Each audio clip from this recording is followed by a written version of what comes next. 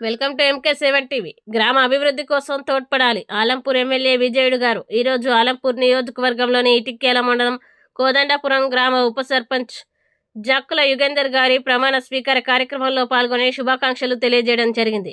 ఈ సందర్భంగా ఎమ్మెల్యే గారు మాట్లాడుతూ నాయకుడిగా కాకుండా సేవకుడిగా ప్రజలకు అందుబాటులో ఉండాలి.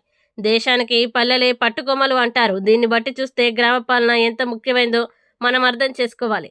ప్రజల ఆశయాలకి ఆలోచనలకి అనుగుణంగా పనిచేయాలి. ఈ కార్యక్రమంలో గ్రామ నాయకులు, కార్యకర్తలు, ప్రజలు, నాయకులు తదితరులు పాల్గొన్నారు.